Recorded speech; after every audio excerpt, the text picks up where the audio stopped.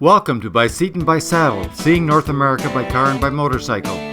After our retirement in 2011, my wife Sue and I made a number of road trips around North America, taking pictures of what we saw and recording what we did.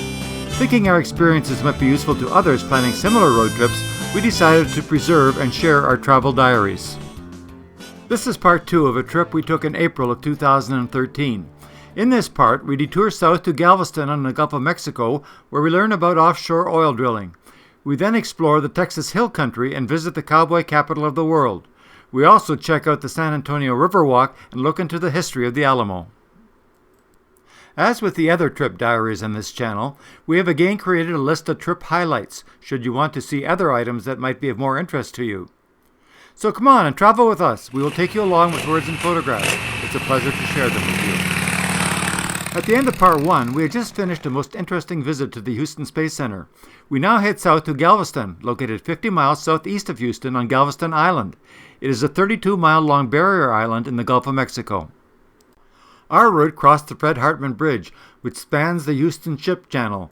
It is a visually striking structure, 178 feet high, 2.6 miles long, and the longest cable-stayed bridge in Texas.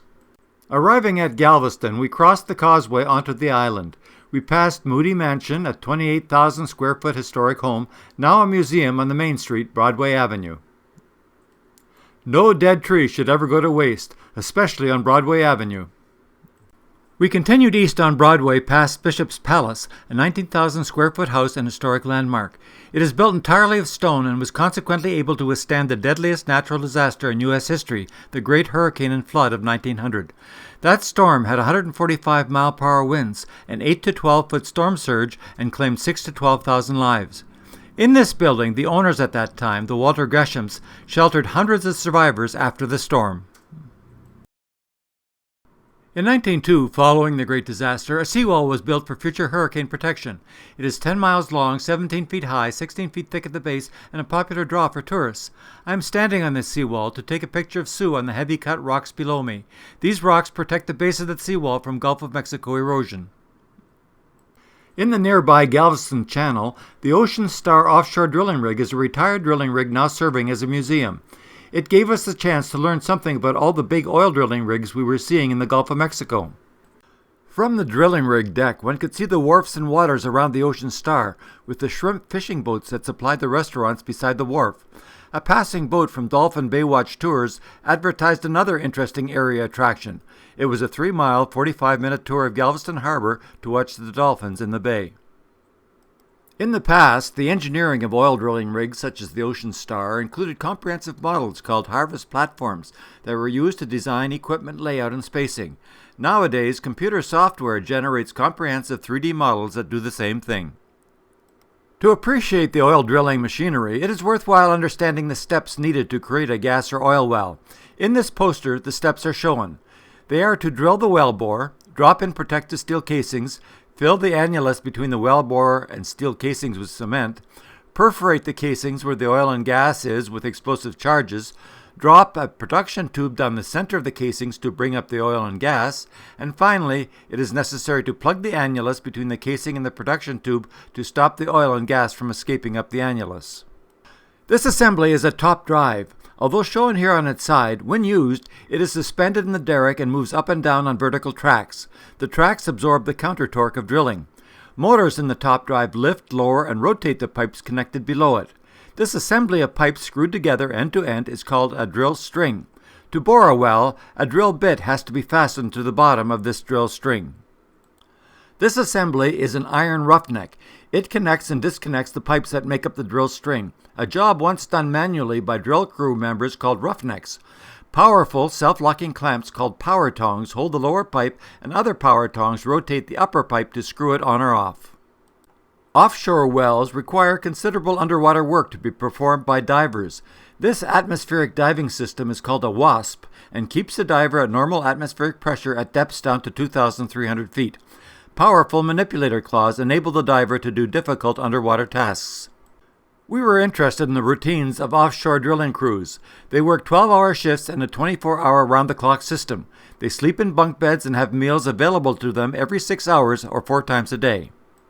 A helicopter is on standby for important or emergency transportation, and on this rig, escape capsules with 28-person capacity were available for emergency evacuation of the entire rig.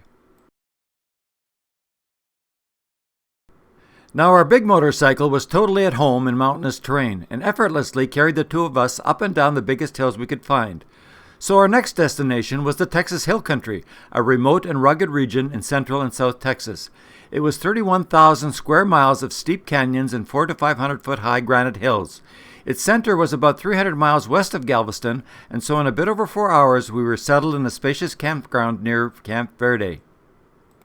In 1856, Old Camp Verde was the base of the U.S. Camel Corps, a U.S. Army attempt to create a camel cavalry.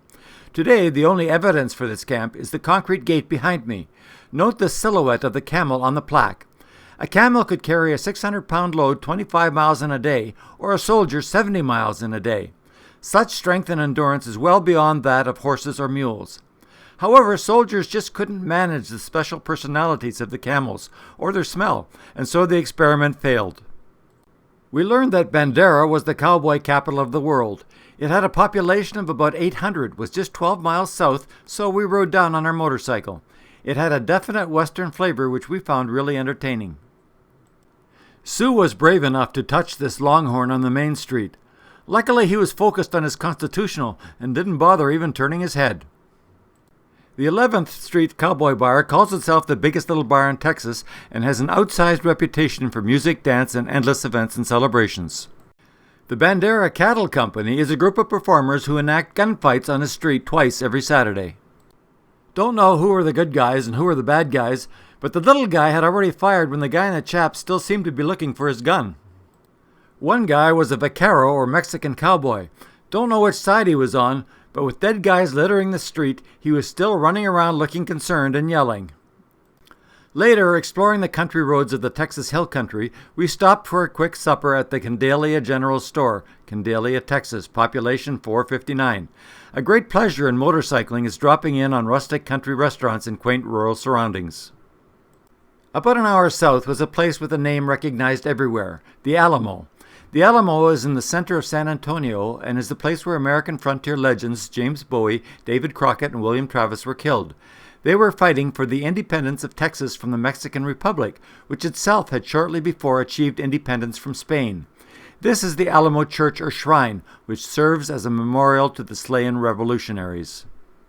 This brief historical summary concludes with the famous Battle of March 6, 1836, in which all the Texan defenders were killed. Also important in the Alamo story are the long barrack where the defenders made their last stand against the Mexican forces, and the fate of 32 volunteers from Gonzales, Texas, a settlement about 80 miles away, who also died in the battle. The Alamo grounds were attractive, and the huge cactus and a pool of giant goldfish were a nice touch. San Antonio has a beautiful river walk beside the San Antonio River. It winds through downtown San Antonio past restaurants, bars, and theaters. It is listed as the #1 attraction in all of Texas. This plaque along the walk contains an interesting historical tidbit. When Texas still belonged to Mexico, San Antonio and the Alamo were defended by Mexican General Martin Perfecto de Cos and his soldiers. A few months before the Alamo massacre, General Cos was defeated by a group of Texas revolutionaries. He surrendered San Antonio and control of Texas before returning to Mexico. However, 3 months later, he came back from Mexico and participated in the final siege of the Alamo. When we stopped for a drink on a patio, a wandering mariachi band came over to entertain the folks at the next table. They were so close we couldn't help but enjoy their music too. San Antonio also operates a fleet of riverboats that cruise the river walk with passengers. After watching the fun a while, we also had to try it out. These are some of the things to see on the Riverwalk boat ride.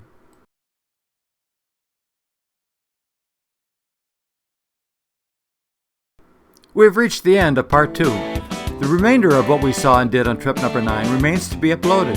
It will include pictures or information on the following: the Fence Post Boots tradition, Big Bend National Park, Terlingua, Texas, Presidio, Texas, Boquillas Canyon, Hot Springs Trail, Hot Springs National Park, and Seminole Canyon State Historical Park.